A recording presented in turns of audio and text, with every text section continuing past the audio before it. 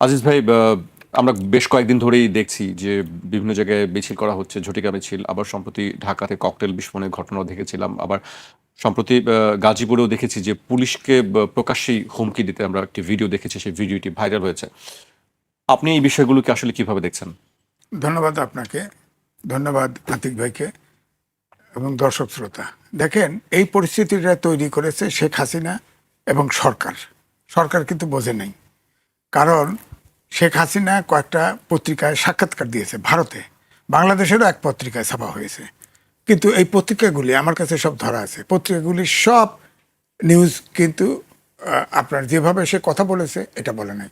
সময় ভৌমিক একটা অনলাইনে তার ইন্টারভিউ নিয়েছে, সেখানে তিনি শেখ হাসিনা বলেছে হ্যাঁ সময় হলে আসবো, হ্যাঁ আমি তো অবশ্যই ফেস করব, আমার দলের নেতাকর্মী আছে, দিস অ্যান্ড দ্যাট, এরকম বলছে। কিন্তু বলে নাই জেলখানা রেডি করেন, ফাঁসির মঞ্চ রেডি করেন, আমি ডিসেম্বরেই আসবো। এগুলো তো বাড়াবাড়ি কথা। এক, এটাতে আপনার এদিক থেকে ভারতেই আশ্রয় নেওয়া আছে থার্ড গ্রেডের কিছু আওয়ামী লীগের নেতা। তারাও কিন্তু বিভিন্নভাবে, ধরেন এখন তো ইন্টারনেটের যুগ, হয়তো আলোচনা করে কর্মীদেরকে উৎসাহিত করতেছে আন্দোলন সংগ্রামের জন্য, তারা নিরাপদে আছে। শেখ হাসিনা যখন পালায়ে যায়, আপনি খেয়াল করে দেখেন, তার আগে তিনি এসএসএফ এর ছিল, ঘেরাও ছিল, আর্মির ঘেরাও ছিল, তিনি তো সেনানিবাসে আশ্রয় নিতে পারতেন। তিনি বলছিলেন যে আমি ভাবছি আমাকে টুঙ্গিপাড়া নেবে, টুঙ্গিপাড়া উনি রানওয়ে করছেন নাকি, এয়ারপোর্ট নামার জায়গা রাখছেন নাকি? হ্যাঁ উনি, অর্থাৎ আপনি খেয়াল করে দেখেন, যেদিন আর্মি বলেছে সাধারণ আন্দোলনকারী জনগণের বুকে তারা গুলি চালাতে নারাজ, রাওয়া ক্লাবে আলোচনা হয়েছে, এরপরেই শেখ হাসিনা বুঝে ফেলছে যে আমার সময় ফুরিয়ে আসছে। সে কিন্তু দেখে তার যত নিজস্ব পরিবারের সদস্য একজনও গ্রেপ্তার হয়নি, কোনো নেতা গ্রেপ্তার হয়নি, সব ভাগাই দিছে। তো সুতরাং তিনি জানতেন যে এই অবস্থা হবে।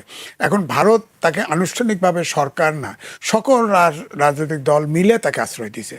তার মানে ভারতের তারা অতিথি, এখন আমি বলতেই পারি অতিথি। সেখান থেকে ভারতের সাথে আমাদের সম্পর্ক অন্তর্বর্তীকালীন সরকারের সময় যে টানাপোড়েনটা ছিল, এখনও সেই টানাপোড়েনটা আছে।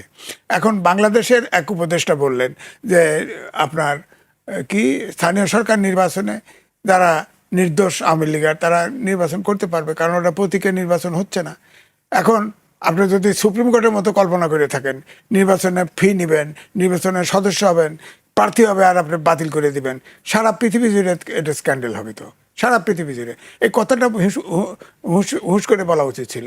কারণ আওয়ামী লীগ তো একটা সংগঠন, বড় সংগঠন, এটা ঠিক।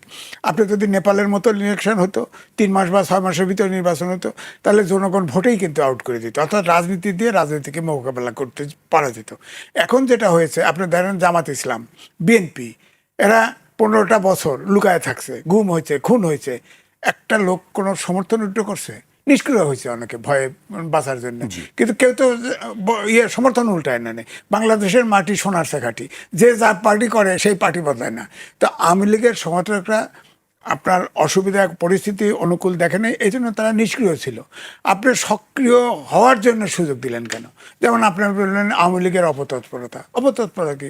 আপনার তো ইলেকশন করতে বলছেন যে স্থানীয় সরকার নির্বাচনে তারা অংশগ্রহণ করতে পারবে নির্দোষরা, তো তাদের তৎপরতা দেখাবে না?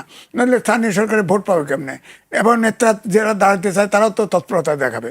তা আমার শেষ কথা হচ্ছে এই যে, ধরেন এই যে সেনা মোতায়েন করছে, এখানে পুলিশ দিয়ে পারতো। সেনা মোতায়েন মানেই এটা সারা বিশ্বে খবর হবে এবং মনে হবে, যদিও স্বরাষ্ট্রমন্ত্রী বলছে আইন শৃঙ্খলা পরিস্থিতির এমন কোনো অবনতি ঘটে নাই, তো আর্মি মোতায়েন করলেন কেন এত জায়গায়?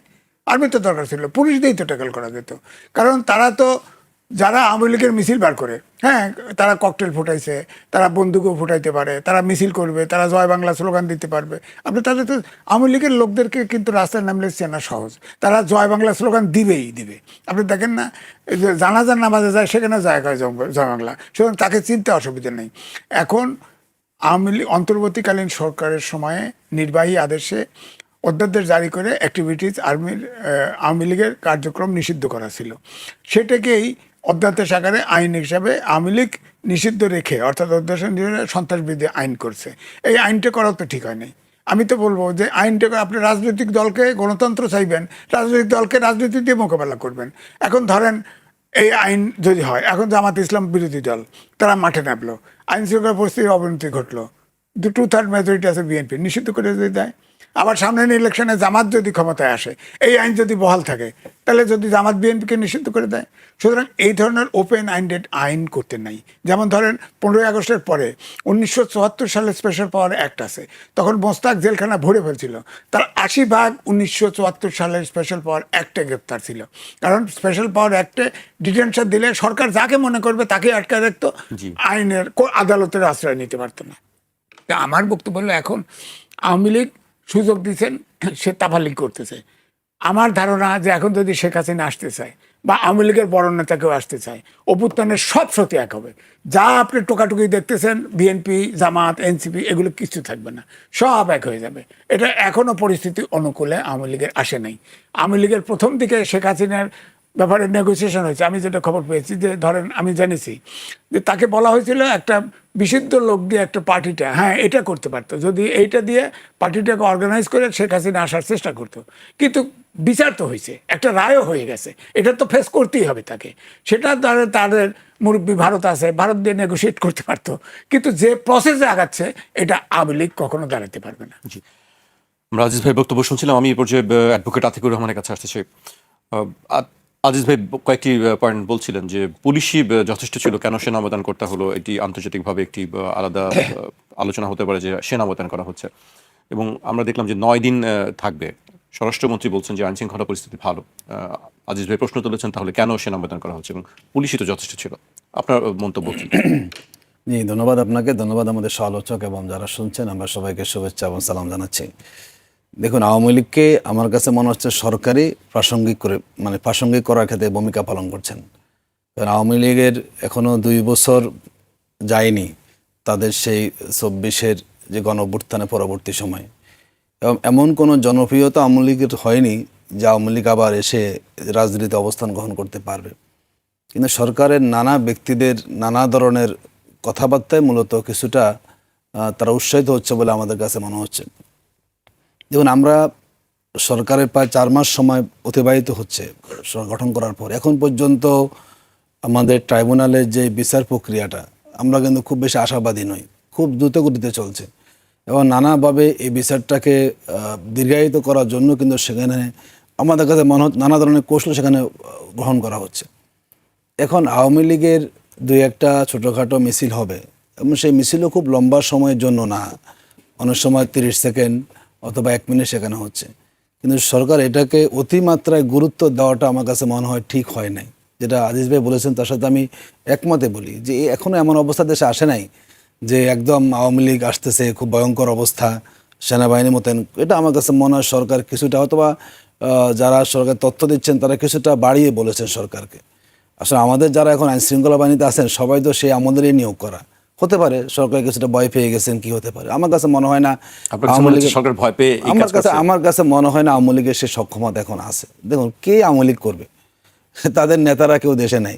এই মাঠ লেভেলের কর্মীরা হয়তো কিছু উদ্যোগ নিয়ে মিছিল মিটিং করতে পারে, দলের নেতৃত্ব নাই, দলের কোনো সাংগঠনিক অ্যাক্টিভিটিস নেই, হঠাৎ করে এসে 1 মিনিট মিছিল করে চলে গেল, এটাকে আসলে আমার কাছে খুব বেশি তৎপরতা মনে হয় না। এটি তারা একটু জানান আমরা আছি, আর তাদের হয়তো আগামীকাল প্রতিষ্ঠা বার্ষিকী, তারা সেটাও কিছু পালন করার চেষ্টা করেন। কিন্তু আমার কাছে মনে হয় না বাংলাদেশের রাজনীতিতে খুব সহসা আওয়ামী লীগ প্রাসঙ্গিক হবে। দেখুন, বাংলাদেশের মানুষ কয়বার ভুল করবে। কিন্তু নাশকতার আশঙ্কা তো সরকারের এটি আইন শৃঙ্খলা বাহিনী দিয়েও সরকার করতে পারতো, যারা নিয়মিত আছেন পুলিশ বাহিনী দিয়ে, সরকার আস্থা পাচ্ছে না পুলিশের প্রতি, এমন হতে পারে সেখানে। দেখুন, আপনি যদি কোনো দেশে আবার আসতে চান, ধরুন রাজনীতিতে 2টা শক্তি আওয়ামী লীগের লাগবে।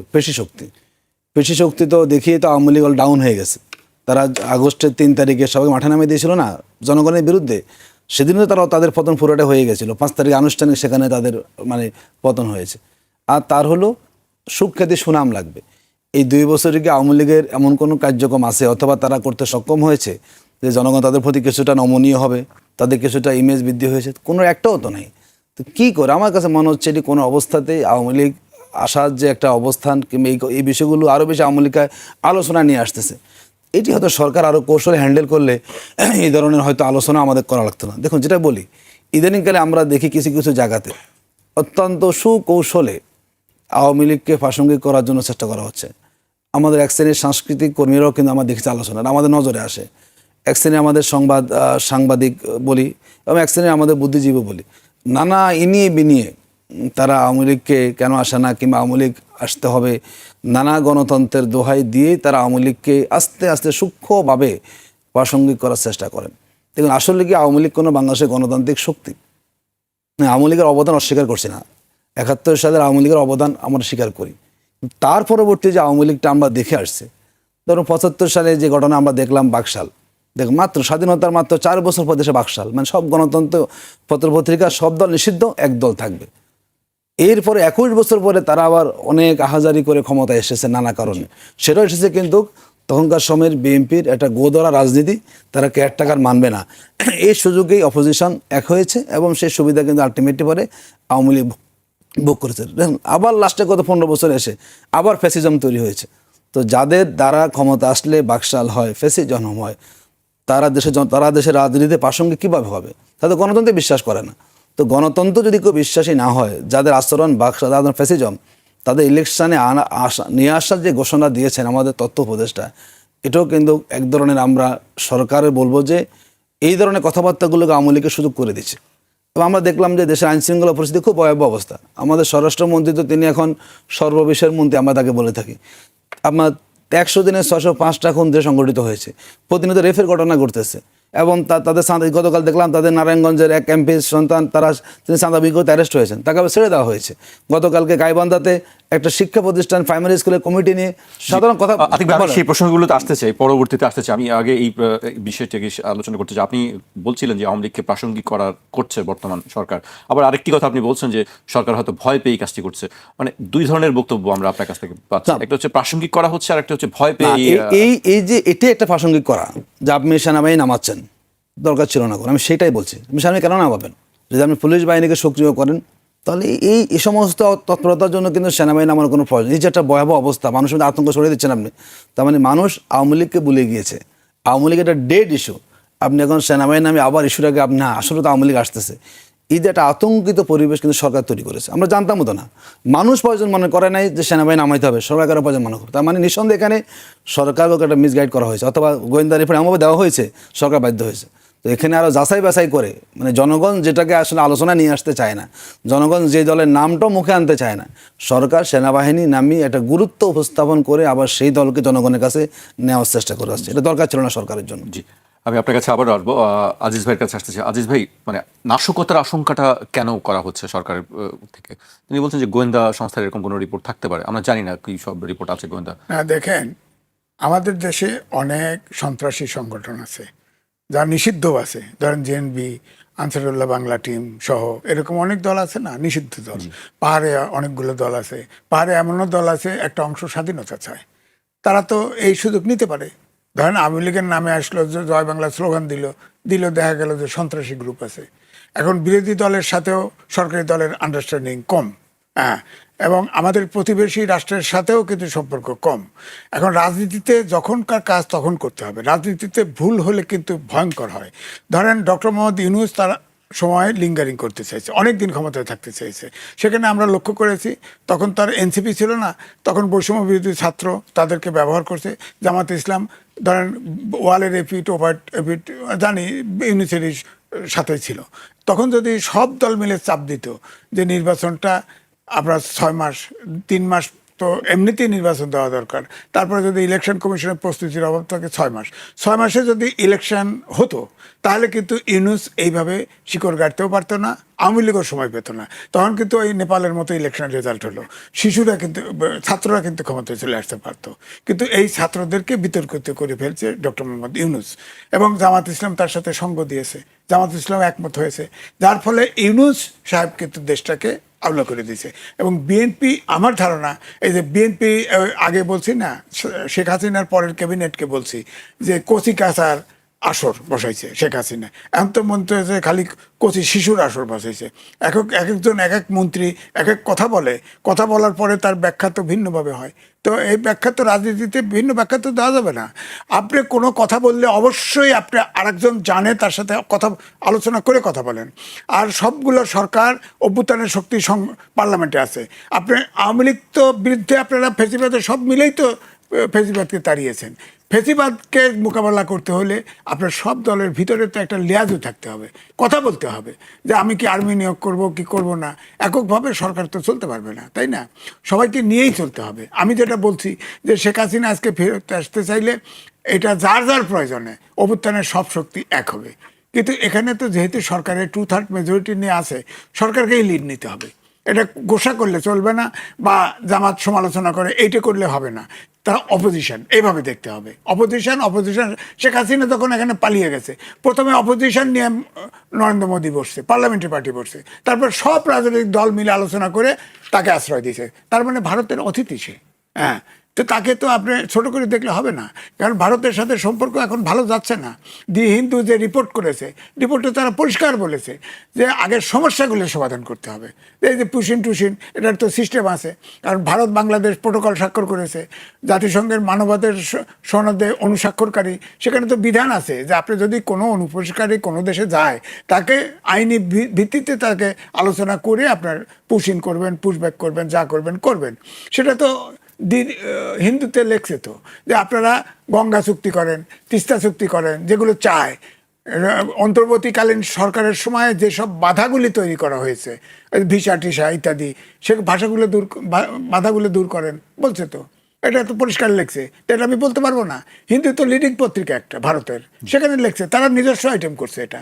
তো আপনি সমস্যা ভারত জিয়ে রাখবে, এবং সমস্যা আপনি যার বিরুদ্ধে নাড়বেন তারা হচ্ছে সেই দলের মূল নেতা। কমপক্ষে 500-600 নেতা আছে, 626 জন তো সেনানিবাসে আশ্রয় নিয়েছিল, কমপক্ষে 500 নেতা আছে আওয়ামী লীগের। তারা তো অতিথি এখন, আমি বলি ভারতের অতিথি, ভারতে পালা যায় না, ভারত তাদেরকে অতিথি করে রাখছে। তো তার পার্টি যখন এখানে অ্যাক্টিভিটি চালাবে, আপনি তো এগুলো ভারতকেও মাথায় রেখে কাজ করতে হবে। যে এখানে মনে করেন না যে এখানে শুধুমাত্র আওয়ামী লীগের লোক মিছিল বার করতেছে, তাও তো নাও হতে পারে। অনেক সন্ত্রাসী গ্রুপ তার পিছনে ঢুকে যেতে পারে, অথবা অনেক বেনামি লোক, বাংলাদেশিও না এমন লোকও তো ঢুকতে পারে তো। সুতরাং আপনার এটা ঠিক আছে, আমার কথা যে নৈরাজ্য হতে পারে, হওয়ার মতো আমাদের দেশে বললাম তো অনেক সন্ত্রাসী সংগঠন আছে যারা নিষিদ্ধ। হ্যাঁ, তো তারা তো করতে পারে, এই সুযোগ নিতে পারে।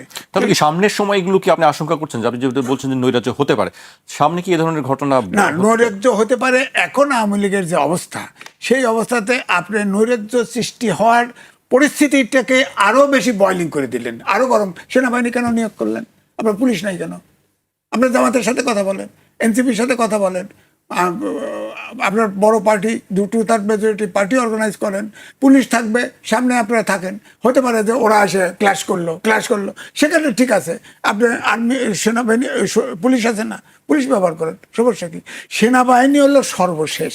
সেনাবাহিনী যখন ডিপ্লয় করবেন সারা বিশ্বে, আপনি দেখবেন আজকেই বিবিসি, কালকেই দেখবেন সব নিউজ হয়ে গেছে, সারা পৃথিবী ছড়ায় যাবে যে এখন সরকার টিকে আছে সেনাবাহিনী নিয়োগ করে, অর্থাৎ সরকারের পরিস্থিতি মোকাবেলা করার শক্তি নাই। তা আমার কথা যে এই পরিস্থিতি তৈরি হলো কেন?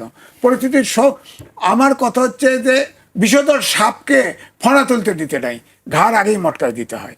আপনার ঘাড় উঠাতে দিচ্ছেন, এখন তো তারা উঁকি চুকি মারবেই। এখন পরিস্থিতি তো গোলাটি হচ্ছে। তারপরেও আমি বলবো যে আওয়ামী লীগের এমন পরিস্থিতি হয় নাই, কারণ মূল লিডারশিপটা দেশের বাইরে। এখানে যারা আছে তারা অবুঝ, অত্যন্ত সাধারণ সদস্য যারা এখনো আছে। হ্যাঁ, ধরেন আতিক ভাই বললেন যে আওয়ামী লীগকে কেউ না, আওয়ামী লীগের প্রত্যেকটা ফ্যামিলিতে, জামাতের প্রত্যেকটা ফ্যামিলিতে, আপনার বিএনপির প্রত্যেকটা ফ্যামিলিতে কিন্তু সমর্থক আছে। সুতরাং সমর্থকরা, আমি আগে বলছি বাংলাদেশের মাটি সোনার চৌকাঠি, সমর্থক একবার যদি হয় সে চেঞ্জ করে না, হয়তো সুপ্ত থাকে, গুপ্ত থাকে, ভয়ে গোপন থাকে, কিন্তু তারা তো সুযোগ পেলে তো সুযোগ বা সুবিধা পেলে মাথা ছাড়া দিয়ে উঠবে। সেই সুযোগ দিবেন কেন? আমি এই জন্য বলছি, উদাহরণ দিলাম কেন, সুপ্রিম কোর্টে নির্বাচন হবে, এমনিতেই এখন যে প্রেসিডেন্ট হয়েছে এমনিতে 5-6 বার সে নির্বাচনে দিচ্ছে, আওয়ামী লীগ প্রতিযোগিতা করার ফলেও করছে, তারপরেও জিতছে। আপনি কেন, আপনি যখন সদস্য বানাইলেন তখন চাঁদা নিছেন, প্রার্থী ভোটার লিস্টের নাম দিয়েছেন, প্রার্থী তালিকা প্রার্থী হলো তখন আপনার বাতিল করে দিলেন। এটা কোনো সিস্টেম হলো? এই কাজকে স্থানীয় সরকার নির্বাচনে করবেন, যে প্রার্থী হবে তার প্রার্থীতে ইলেকশন কমিশন বাতিল করে দেবে, সারা বিশ্বব্যাপী নিউজ হবে। এটা কি ভালো হবে? গণতান্ত্রিক দেশের জন্য ভালো হবে? ভালো হবে না তো। এটা তো আমি বলবো সরকার রং লাইনে যাচ্ছে। এটা এই প্রসেস হয় নাই। আমার মনে হয় উপদেষ্টাকে আগে এখন ক্লারিফাই করতে হবে, পরিষ্কারভাবে ক্লারিফাই করতে হবে যে তোমাদের অ্যাক্টিভিটিস নিষিদ্ধ, নো ইলেকশন কইতে হবে পরিষ্কার, না হলে এরা থামবে না, জটিলতা বাঁধবে। জি, এ পর্যায়ে জামাত ইসলামীর কেন্দ্রীয় কর্মপরিষদ সদস্য অ্যাডভোকেট আতিকুর রহমানকে দিয়ে শুরু করতে চাই। আইন শৃঙ্খলা পরিস্থিতি, স্বরাষ্ট্রমন্ত্রী বলছেন যে আইন শৃঙ্খলা পরিস্থিতি ভালো আছে। আপনারা বিরোধী দল হিসেবে কিভাবে দেখছেন আইন শৃঙ্খলা পরিস্থিতি? আমরা জানি আজকেও আপনারা বলেছেন দেশের আইন শৃঙ্খলা পরিস্থিতি ভালো নয় এবং কর্মসূচিও ঘোষণা করেছেন। সেটার মধ্যে অনেকগুলো বিষয় ছিল, আওয়ামী লীগের আমলে গুম, খুন, হত্যা, এইসব বিষয়ও ছিল। আইন শৃঙ্খলা পরিস্থিতি কেমন মনে হচ্ছে আপনার কাছে? দেখুন, এক কথা হলো আইন শৃঙ্খলার পরিস্থিতি আমরা উন্নতি আমরা দেখছি না, বরং সরকার বলছে উন্নতি হয়েছে, কিন্তু দেশের প্রতিদিনই কমপক্ষে 10টা করে কিন্তু লাশ পড়ছে, যে কোনো রাজনৈতিক কারণ হোক কিংবা নানা কারণে হোক। যদি এরকম লাশ প্রতিদিন 10টা পড়তে থাকে আর আইন শৃঙ্খলা পরিস্থিতি ভালো, এটা কিন্তু কখনো গ্রহণযোগ্য নয়। আমার কাছে মনে হচ্ছে সরকার তার আসল জায়গাটা এখন অ্যাড্রেস করতে পারছে না। দেখুন, আপনি একটা রাজনীতি দিয়ে প্রথম মোকাবেলা করার চেষ্টা করবেন। দেখুন, বিগত 4 মাসে ধরুন জনগণ বিএনপিকে 50% মানুষ সমর্থন দিয়ে ক্ষমতা এনেছে। তো এই যে তাদের একটা বড় দায়িত্ব ছিল ফ্যাসিস্টদের বিরুদ্ধে অবস্থান গ্রহণ করা, তাদের বিচারকে আরও ত্বরান্বিত করা কিংবা তাদের ব্যাপারে আরও বেশি জনমতটা তৈরি করা।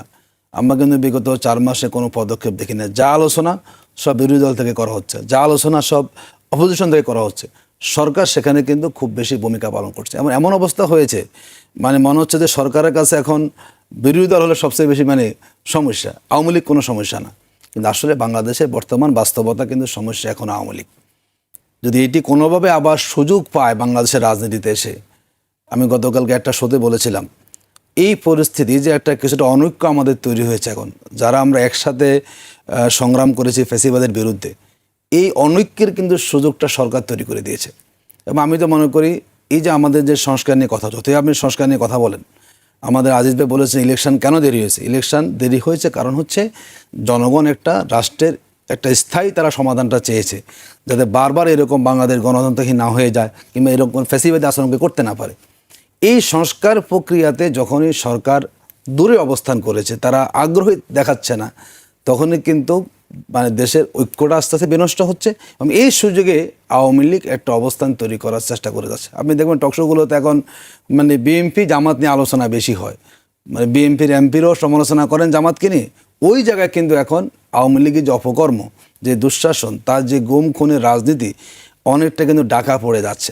আমরা মনে করি এখানে সরকারের দায়িত্ব আছে এবং আইন শৃঙ্খলা পরিস্থিতি যদি সরকার নিয়ন্ত্রণ করতে না পারে, এই সুযোগ কিন্তু তারা গ্রহণ করবে। দেখুন, আমি যদি বলি, আমরা যখন আওয়ামী লীগের আমলে মিছিল করতাম, মহাসড়ক তো দূরের কথা, একদম আমরা কোনো গলির ভিতরে মিছিল করতে যাওয়ার পর আমরা অ্যারেস্ট হয়েছি। যদি অ্যারেস্ট না হতাম, কোনো রকম মিছিল করে পার পেতাম, ওই এলাকা পুরো তখন রেড দিত। এখনো তো অ্যারেস্ট হচ্ছে, গ্রেফতার করা হচ্ছে। এই অ্যারেস্ট শুনেন, এখন অনেকটা আওয়ামী লীগের সাথে পুলিশের আচরণ জামাই আদরের মতো। কি বল? আমি যদি আপনাকে বলি, বলেন তো কয়জন আওয়ামী লীগ নেতা পুলিশের মার খেয়েছে রিমান্ডে? আমি এটাকে সমর্থন করি না, যে রাজনৈতিক দলের সাথে ভালো আচরণ করেন, কিন্তু আমাদেরকে রিমান্ড ফেস করতে হয়েছে না।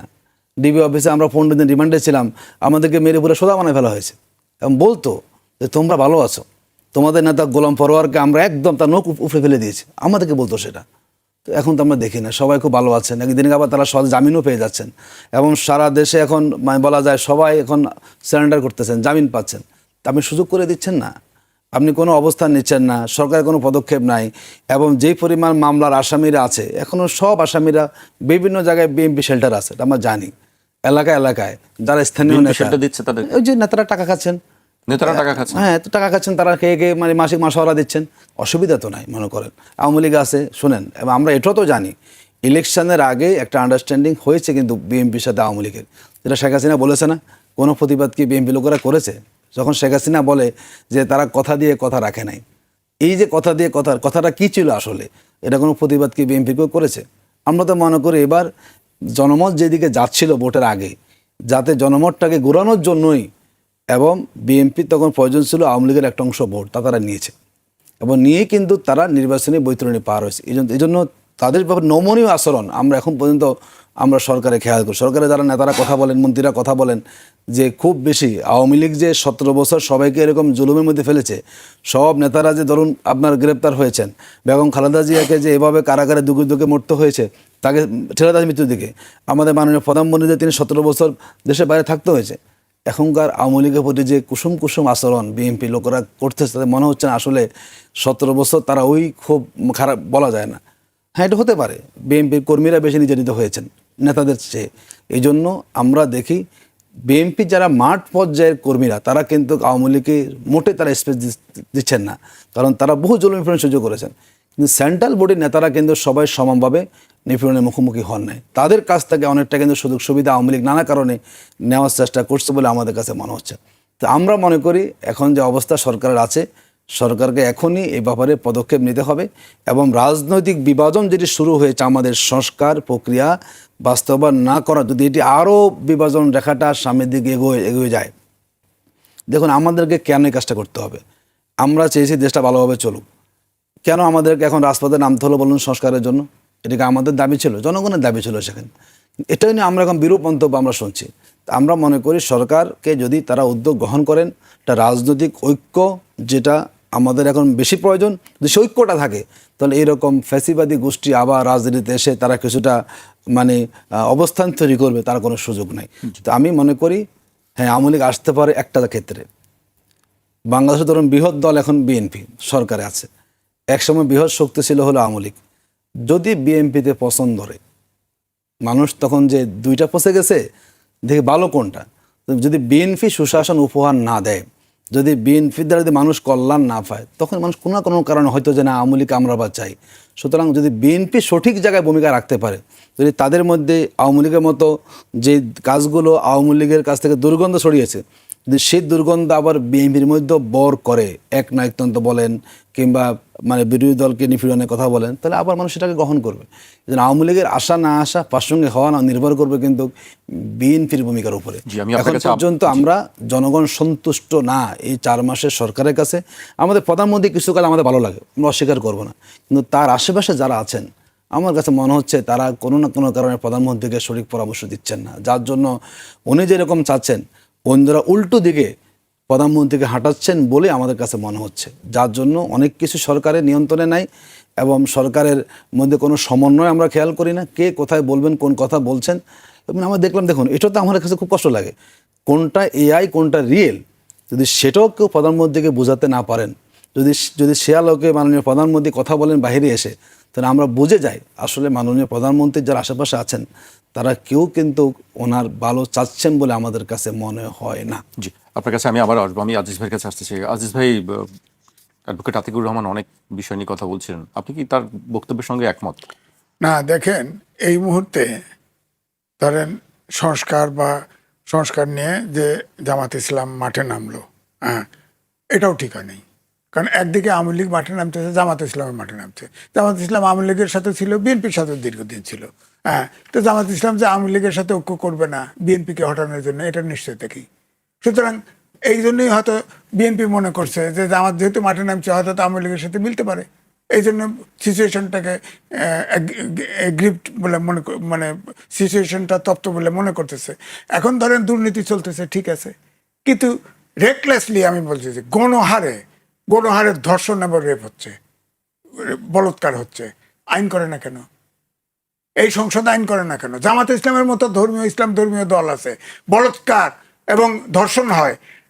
আরে বেগম খালেদা জিয়া প্রধানমন্ত্রী ছিল তখন, আগে আমি বহুবারই বলছি, অ্যাসিড থ্রোয়িং হতো, মেয়েদের উপরে অ্যাসিড মারতো, তিনি আইন করলেন, আইন কার্যকরী করলেন এবং ক্যাপিটাল পানিশমেন্ট, মৃত্যুদণ্ড।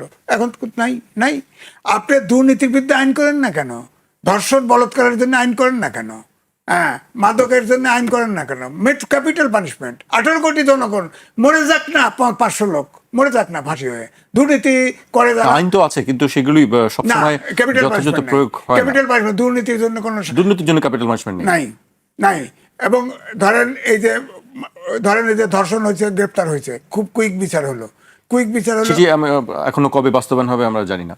উচ্চ আদালতে যাবে, উচ্চ আদালত, এটাও তো ঠিক না।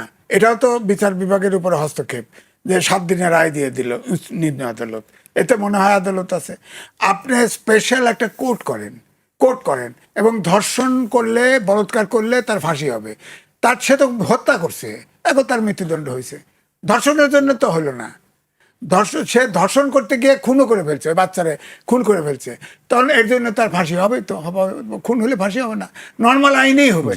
কিন্তু এটা হলো কি 7 দিনে বিচারটা হলো, চার্জশিট আসলো, এই সেই বিচার হলো, উচ্চ আদালতে গেছে, এখন হাইকোর্টে যাবে, হাইকোর্ট থেকে সুপ্রিম কোর্টে যাবে। হ্যাঁ, তো আমার বক্তব্য বললে হাইকোর্ট সুপ্রিম কোর্টে যাক, কিন্তু ওখানেও স্পেশাল বেঞ্চ থাকা উচিত, যে শুধু এফিসিয়েন্ট যাতে বিচার ভুল না হয়, এফিসিয়েন্ট বিচারপতি দিয়ে স্পেশাল কোর্ট থাকবে, যাবে 7 দিন করে টাইম বাঁধিয়ে দেওয়া থাকবে, 7 দিন শুনে খালাস খালাস।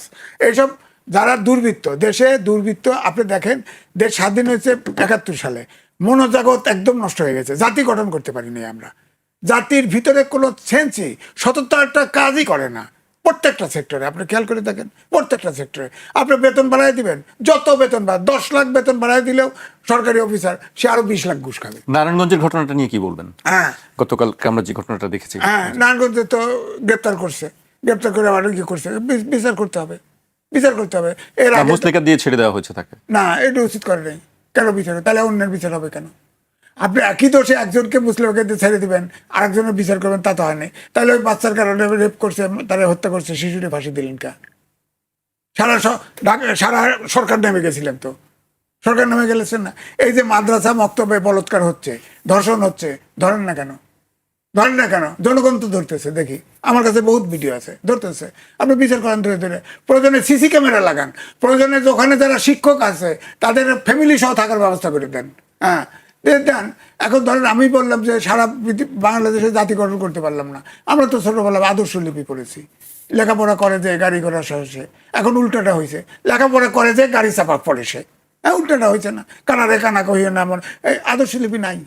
এখন 10 প্রকার 11 প্রকারের শিক্ষা ব্যবস্থা হয়েছে, সবাই মাস্টার ডিগ্রি দেয়, সবাই মাস্টার। তো কেউ যা কোনো জাতীয় ইস্যুতেও এক হয় না, একমত হয় না, জাতি 12 ভাগে বিভক্ত। কি করবেন? জাতির তো আপনি ফুটবল খেলা দেন না, ক্রিকেট খেলা দেন না, পাকিস্তানের সাথে বাংলাদেশের, পাকিস্তানের সমর্থক পাবেন, ভারতের সাথে বাংলাদেশের, ভারতের সমর্থক পাবেন। এরকম অভাগা জাতি 55 বছরে আশা করা যায়? বলেন, জাতি গঠন হলো না, মমত্ববোধ নাই। আরে ভাই, আমি তো পত্রিকায়, ইন্ডিপেন্ডেন্ট পত্রিকায় আমার কাছে তো ভারতীয় 2 জন ইয়ে ছিল, একজন মুসলমান, একজন নন বিলিভার, কোনো ধর্ম বিষয়। মুসলমান মাংস খায়, সব খায়, কিন্তু যখনই ভারত আসে সে মুসলমান, 100% মুসলমান, এই ভারতীয়। হ্যাঁ, কোনো খাতির নেই, মুসলমানও ভারতীয়। আর আমাদের বাংলাদেশি ভারতীয় পাবেন, আমাদের বাংলাদেশি পাকিস্তানি পাবেন, পাকিস্তানের পক্ষে। আপনি বলবেন, গল্প করেন, দেখবেন যে জি, পাকিস্তানের পক্ষে। আজিজ ভাই আপনার কাছে আসবো। আমি এই পর্যায়ে আবার আতিক ভাইয়ের কাছে আসতে চাই। নারায়ণগঞ্জের বিষয়টি নিয়ে বলছেন যে এটি বিচার হওয়া উচিত ছিল। আপনিও নিশ্চয়ই খবরটি দেখেছেন যে আজকে সবগুলো গণমাধ্যমেই এটি খবর হয়েছে যে এমপি পুত্র তাকে মুচলেকা দিয়ে পরিবারের কাছে হস্তান্তর করা হয়েছে। আর একটি বিষয় আপনি বলছিলেন শুরুতেই যে গাইবান্ধায় আপনাদের একজন নেতাকে হত্যা করা হয়েছে, সেই বিষয়েও আমরা দেখলাম যে দলের পক্ষ থেকে অবস্থান নেওয়া হচ্ছে, তাকে বহিষ্কার করা হয়েছে। এই বিষয়গুলোতে আপনি আপনার দলের অবস্থান কি, বক্তব্যটা আপনাদের জানতে চাই। দেখুন, পুরো দেশে তো এখন একচেটিয়াই সব বিএনপি নিয়ন্ত্রণ করছে। এবং জামাত ইসলামী যে এলাকায় এমপি হয়েছেন সেই এলাকাও কিন্তু পুরোটাই বিএনপি নিয়ন্ত্রণে। মানে জনগণ ভোট দিয়ে এমপি বানিয়েছে জামাতের ব্যক্তিদের কিংবা এনসিপিদেরকে। ওই এলাকার আপনি যদি কোথাও বিন্দু, দেখুন যেটা গাইবান্ধায় ঘটেছে, একটা প্রাইমারি স্কুলে কমিটি গঠন নিয়ে সমস্যা হয়েছে, সেই কমিটি নিয়ে সামান্য কথা কাটাকাটি, তারপরে তারা মেরে ফেলেছে। তার মানে আপনি ক্ষমতা এমনভাবে ভোগ করতে চাচ্ছেন, কোনো এক জায়গায় বিন্দু মাত্র অন্যরা সুযোগ গ্রহণ করুক কিংবা সেখানে সবাই মিলে একটা গাছ হোক, তা চাচ্ছে না। আপনি দেশের এখন বাজার বলেন, আপনার টার্মিনাল বলেন, আপনার যত যেমন টেন্ডার বলেন, মানে এমন হয়ে গেছে জামাত ইসলামীদের সবসময় সব তারা অভ্যস্ত না। পুরো বাংলাদেশে ধরেন শতভাগ বিএনপির নিয়ন্ত্রণে। যদি কোথাও বিন্দু মাত্র তাদের নিয়ন্ত্রণ হাতছাড়া হওয়ার সম্ভাবনা থাকে, তারা সেখানেই কিন্তু হলো সন্ত্রাসী কার্যক্রম চালাচ্ছে। এই যে আমাদের ঢাকাতে আমাদের আমিনুল ইসলাম সাহেব মন্ত্রী যে এলাকা, আমাদের এমপি আছে, সেখানে পুরো এলাকা আমাদের একক নিয়ন্ত্রণে, কোনো কিছু করা যাচ্ছে না। মানে যেখানে আপনি বলবেন এখানে নিরপেক্ষ মানুষ বসাতে হবে, সেখানে হলো তারা এসে সন্ত্রাসী কার্যক্রম চালাচ্ছে। এবং গাইবান্ধা যে ঘটনা ঘটেছে সাগাটাতে অত্যন্ত মানে তারা প্রধান শিক্ষকের উপর তারা সেখানে সমস্যা হয়েছে, যাওয়ার পথে তারা সেখানে তাকে হত্যা করেছে শাবল দিয়ে, আপনি দেখেছেন, এবং স্পষ্টভাবে সেখানে অপরাধী প্রমাণিত হয়েছে। এই যখন অবস্থা দেশে হয়, বিচার সব জায়গায় আছে।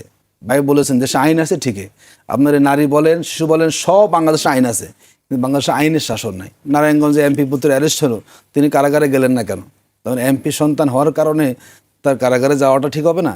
যে জায়গায় অন্যজন হতো, ঠিক আছে, তাকে কারাগারে যেতে হতো। এই যদি বাংলাদেশ, আমরা কিন্তু 24-এর 5ই আগস্টের পরে এই বাংলাদেশ চাই না যে সবার জন্য আইন সমান হবে, কে বড় লোক, কে গরিব, কে এমপির সন্তান, কে মন্ত্রীর সন্তান, দেখার সুযোগ থাকবে না। কিন্তু আমরা কি দেখতে পাচ্ছি আসলে ওই ক্ষমতা যেখানে, আইন সেখানে নুয়ে পড়ে, প্রশাসন সেখানে আর এগুতে চায় না। আর ক্ষমতা যেখানে নাই সেখানে আইন সবচেয়ে বেশি সরব থাকে, সেখানে অ্যাডমিনিস্ট্রেশন খুব সেখানে সক্রিয় থাকে, এবং সেখানে আইনের শতভাগ প্রয়োগের বিধান আমরা সেখানে দেখতে পাই।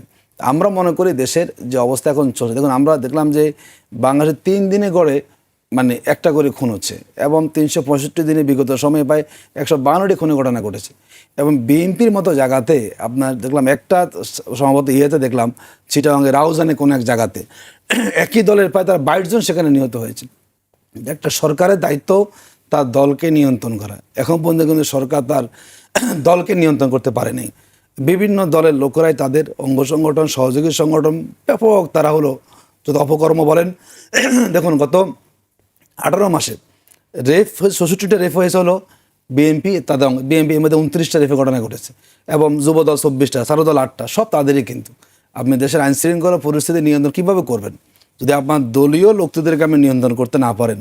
যদি দলীয় লোকরাই জনগণের অনিরাপত্তার কারণ হয়ে যায়, সেখানে আসলে জনগণের আপনি কী কথা সেখানে বলবেন?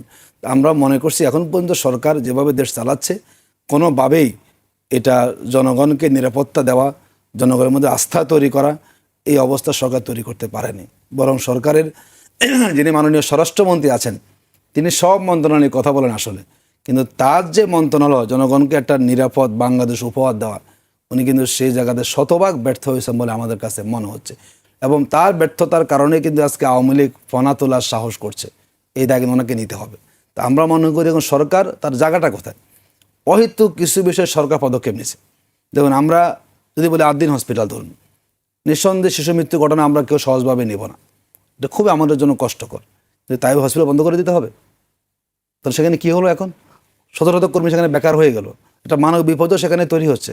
গরিবের হসপিটাল আমার কোথাও চিকিৎসা পাবে? ডিসিশন নিয়ে ফেলেন। আপনি বললেন অর্থনৈতিক প্রতিষ্ঠানগুলোতে আপনি দলীয় ব্যক্তি নিয়োগ করাবেন না, আপনি সব দলীয় লোক নিয়োগ করে দিচ্ছেন। ইসলামী ব্যাংকে ঘুরে দাঁড়িয়েছে বিগত 15-16 মাসে, আবার সেই ব্যাংকটাকে আপনি আবার এখানে জোর করে এটি কেন করবেন? জনগণ যদি কোনো ব্যাংকিং অবস্থার উপর আস্থা ভিত্তি করতে না পারে, যতই আপনি সিস্টেম কোনো কাজ হবে না। তাই হচ্ছে না এখন, ওনারা লোক বসিয়েছেন, ব্যাংক সব আমানত সেখানে খালি হয়ে যাচ্ছে। এখনও কিন্তু সেটা কি হয় নাই, সমাধান সেখানে হয় নাই, সব দলীয় লোক আপনি বসাই দিচ্ছেন। তো সেখানে আপনি জনগণকে সুশাসন দিবেন, তা আপনি নির্দিষ্ট করতে পারছেন না। দেখলাম গত পরশুদিন আমাদের মাননীয় মন্ত্রী বলেন, স্থানীয় সরকার মন্ত্রী, এটা খুবই হাস্যকর মনে হয়েছে যে জামাত সুশৃঙ্খল দল, কিন্তু জামাতের মধ্যে গণতন্ত্র নেই। গণতন্ত্র বলেন কোথায় আছে বলেন তো? আমরা কথা বলতে চাই না। উনি 7 বছর মহাসচিব, গণতান্ত্রিক প্রক্রিয়া মহাসচিব বলেন, একটা দলের মানে কমিটি বলেন তো কয় বছর থাকে? ওনাদের উপজেলা কমিটি বলেন তো কয় বছর হয়নি?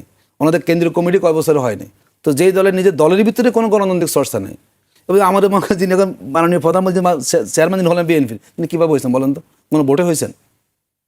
তো যেই দলের ভিতরে দলীয় ভিতরে কোনো গণতান্ত্রিক চর্চা নেই, যদি তারা আরেকজনকে অগণতান্ত্রিক শক্তি বলার চেষ্টা করেন, তাহলে এটি আসলে কীভাবে সমাধান করবেন? ওনারা বলেছেন যে ওনারা যদি ক্ষমতা আসেন কখনো, ওনারা কোথাও কী প্রশাসক বসাবেন না। দেখেন না, সব উল্টো।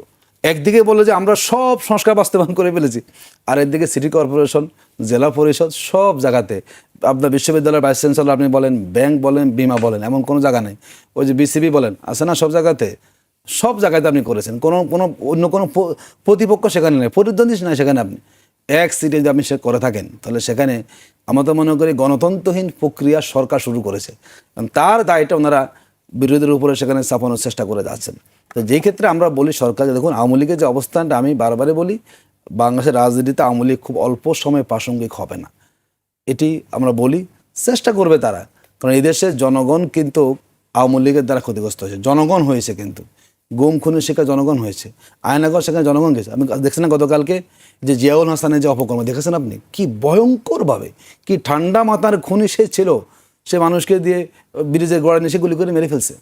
তো যেখানে এত অপকর্ম তারা করেছে, সে অপকর্মকারী দল বাংলাদেশে রাজনীতিতে তাড়াতাড়ি ফিরে আসবে 2-1টা মিছিল মিটিং করে, এটা আসলে জনগণ মনে করে না। এটি তারা চেষ্টা করে যাবে, কারণ যে দলের কোনো নেতাই নাই দেশে, দল চলবে না, তারা দেশে আসুক, জি, তো দেখা যাবে সেটা কি হয়। সেখানে কেউ তো দেশে নেই। আমি শেষ করব আজিজ ভাইকে দিয়ে। আজিজ ভাই, উনি একটি কথা বলছিলেন আতিক ভাই, যে ক্ষমতা যেখানে সেখানে আইন প্রশাসন নুয়ে পড়ে।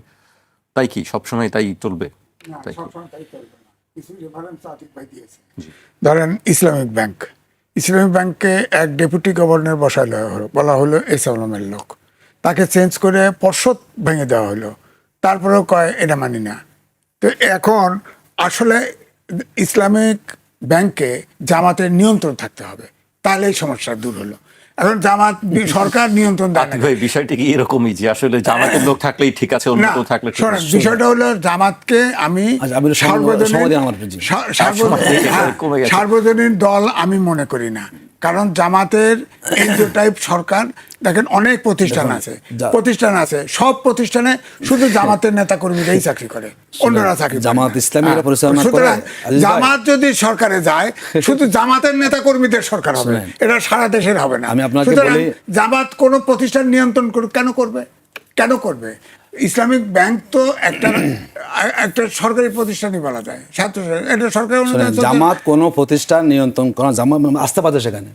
ইবনে সিনা আস্থা পায় বলেন সেখানে, যেখানে জামাত পরিচালিত ইবনে সিনা, এখানে ভালো ট্রিটমেন্ট পাওয়া যাবে। সেটি অন্য বিষয়। ইসলামী ব্যাংকে সুদমুক্ত ব্যাংক, জামাত নেতৃত্ব লোকেরা, এরা কিন্তু জামাতের কোনো বিনিয়োগ এখানে, ব্যক্তিরা জামাত করেন, মানুষ আস্থা সেখানে পেয়েছে। আপনি বিএনপি একটা ব্যাংক করবেন, জামাত আছে বলে এটি হচ্ছে আপনাদের আজিজ ভাই, আপনি তদন্ত করেন। আওয়ামী লীগ ফেরেছে, এই যে একটা গৈবলসীয় কায়দা আপনার অসত্য কথা বলেন, আওয়ামী লীগ চেষ্টা পেরেছে, আওয়ামী লীগ এই যে 10 বছর আওয়ামী লীগ পেরেছে, একটা অসত্য কথাটা কোনটা বললাম? এই যে বলছে না যে এসালামের লোক ছিল, সরকার বদলায় না, আপনি বলুন যে আওয়ামী লীগ এটা প্রমাণ করতে পেরেছে যে ইসলামী ব্যাংক থেকে জামাত টাকা নিচ্ছে? প্রমাণিত হয়েছে বলুন। এখন প্রমাণ হচ্ছে, হবে, এখন প্রমাণ হবে। আওয়ামী লীগ পারে না, আওয়ামী লীগ পুরো এখন টাকা ওখান থেকে কত আউট করছে সেটা তো বেরোবে। এখন বেরোবে না কেন? আওয়ামী লীগ 10 বছরে ব্যাংকের টাকা নেবেন কেন? ব্যাংকের টাকা কোনো জামাত নেয় না, এটা অসত্য কথা। সুযোগ নাই, সুযোগ নাই, সুযোগ নাই। বিএনপি অসত্য কথা দিয়ে বলা যাবে না। ব্যাংকের টাকা আমরা সাধারণ লোক বলে বুঝি, আপনারা কাউকে একমাত্র জামাতের লোক না বসায় দিলে মনোভূত হবে না। সব সময় বলবেন আরে এসালামের লোক তো সরাই দিয়েছে, ব্যাংক চলতে হবে না। এতদিন বলছেন এসালামের লোক সরাই দিয়েছে, আপনারা পরিষদ ভেঙে দিয়েছে, নতুন পরিষদ আরেকটা ডেপুটি গভর্নর হবে না তো। বাংলাদেশ ব্যাংকের ডেপুটি গভর্নর সব কি বিএনপি? তারপরে হবে জামাতের হবে না, হবে না কি?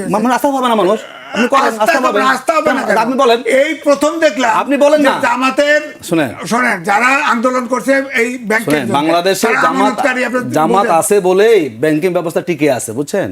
ইসলামী ব্যাংকিং জামাতের অবদান, জামাত না থাকলে এই ব্যাংকে কেউ আমানত রাখবে না। আপনি বলেন না, আপনি একটা ব্যাংক করলেন যে বিএনপি ব্যাংক খুললো, মানুষ আমানত রাখবে না তো। মানুষ মনে করে এই বিএনপি এরা হলো ব্যাংক। বিএনপি তো এনজিও টাইপ সরকার না, আমরা কোন এনজিও, জামাত এনজিও মোটেও না, মোটেও না। আমরা ক্ষমতা আসেনি, আন্তর্জাতিক সরকার। জামাত ইসলামী ভালো কাজ, জামাত ইসলামের বিকল্প তৈরি করেন, বিকল্প করতে পারছেন তো? বিকল্প তো আছেই। একটা হসপিটাল করে কারো মুরুদ না, ব্যাংক করা মুরুদ না, জামাত নেই করতেছে। টাকা আনতেছেন, টাকা সব নেটওয়ার্ক আছে, এটি বলতে পারবেন, এটি বলতে পারবেন, বলতে পারবো না। কিন্তু এটা ব্যাংক করার সক্ষমতা কারো নাই, বাংলাদেশে ব্যবসা করার সক্ষমতা কারো নাই, সব নিয়ন্ত্রণ নেবেন তা তো হয় না। আপনারা এটি বলতে পারবেন, কারো সক্ষম খালি কাকে চান বলেন, ওই ইসলামী ব্যাংকে বসায় দিক, কাকে চান বলেন, জামাতকে নিয়ন্ত্রণ জামাতের নিয়ন্ত্রণ থাকবে কেন? একটা ব্যাংকের ব্যাংক থাকবে, আপনারা বাংলাদেশ চান নাই, এছাড়া একটা ব্যাংক কেন করবেন? আরেক ডেপুটি গভর্নর বসায় দিয়ে কি করবে? এগুলো জামাতের লোকরে বসায় দিতে হবে, অবশ্যই লাগবে। কেন? নিরপেক্ষ লোক লাগবে, না ব্যাংক চলবে না। জামাতের লোক নিরপেক্ষ রাখবে না, জামাতের লোক নিরপেক্ষ না। জামাতের লোক জামাতের জন্য, জামাতের লোকের বাইরে জামাতের লোক ব্যাংক খাবে না, লুটপাট করবে না। লুটপাট করছে মোটেও না। প্রমাণ অপেক্ষা করেন, আপনি প্রমাণ দেন, আপনি প্রমাণ দেন। বহুত টাকা বলছে তো আপনি পুলিশ করেন নাই। কে খাইছে ব্যাংকের টাকা? সংসদে আলোচনা, কে খাইছে ব্যাংকের টাকা? প্রমাণ দেন। জামাতের নাম দিয়ে দিয়ে খাইছে, মানে কে খাইছে বলেন না, প্রমাণ দেখেন না। আপনি বললাম না, আমাকে শেষ করতে হচ্ছে, আমাকে শেষ করতে হচ্ছে। এই আলোচনা আসলে আমরা পরবর্তী খাইছে না দাস খাইছে বলো, দেখা গুনি এখানে। আচ্ছা, আমরা পরবর্তীতে নিশ্চয়ই অন্য কোনো দিন এই আলোচনাগুলো আমরা বাংলাদেশে মানুষের বিশ্বাসের জায়গা জামাত ইসলামী, যদি জামাত সমর্থন সরাই ফেলে ব্যাংক থেকে, এই ব্যাংক দেউলে হয়ে যাবে।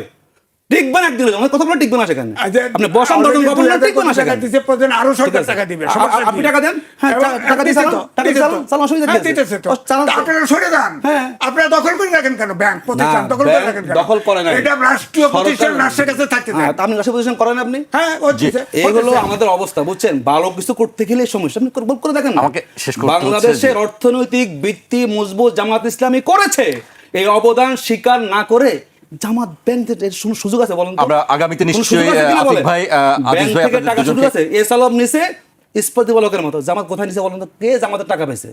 পার্লামেন্ট স্পষ্ট বক্তব্য দিয়েছে আমাদের বিরোধী দলের নেতা মীর কাসেম এরপর আলীর আইসা। সাথে এস আলমের খাতির ছিল। মীর কাসেম আলী অ্যাওয়ার্ড আলাদা আপনার এখন। হ্যাঁ, এটা ছিল তো, মীর কাসেম আমি জানি তো। মীর কাসেম আলী মীর কাসেম আপনার আলী মনোনয়ন যখন award দেন। পর্ষদের চেয়ারম্যান, ভাইস চেয়ারম্যান হয়েছে, তখন থেকে জামাতিকরণ হয়ে গেছে। এটা হলো একটা মিথ্যা স্যার, বুঝছেন? এটা মিথ্যা আমাকে না, শেষ করতে হচ্ছে, আমাকে করেন না, প্রডিউসার সিনিয়র বারবার মীর কাসেম আলী ছিল না? সিনিয়র মানুষ বলেন তো, করেন না, পর্ষদের জামাতের না, মীর কাসেম আলী ছিল না? নেগেটিভ আপনাদের সত্য ঘটনা এগুলো না। কি সত্য কথা আপনারা বলেন? বিদেশি প্রতিষ্ঠান সবগুলো বাগায় দিছে। আপনারা অন্যায় কে সরাই দিছে? হ্যাঁ, বাগায় দিছে। আমরা সত্য ঘটনাটি ওদের নিশ্চয়ই কারণে আমাকে- কেন? ওরা গিয়েছে যে লুটপাটের হাসিনা- কারণে, ওরা শোনেন, যখন- শেখ হাসিনা ওরা না বলে যখন হোটেলে দেখেছে- নিয়ে শোনেন, পর্ষদ বদলায় ফেলাইছে শেখ হাসিনা। এই যে- গোয়েন্দা বাহিনী সবাই ডাক্কে চলে নিয়ে গেছে। আনিছে। এটা সবাই কর না, চলে গেছে। এটা কর না। সবাই খালি চলে গেছে। বিএনপির দোষ। এই আলোচনা নিশ্চয়ই হয়তো চলতে থাকবে, আমরা আগামীতে আরো কোনোভাবেই আমাকে শেষ করতে হচ্ছে। আর্থিক প্রতিষ্ঠানকে আতিক এরকম ভাই, আদিস করার ভাই, আমাকে সমর্থন যদি কেউ করেন, শেষ তিনি দেশের করতে ভালো চান হচ্ছে। না। তিনি দেশ আমাকে পরিচালনা বারবার করবেন। শেষ করার জন্য বলা হচ্ছে অনেক আগে থেকে।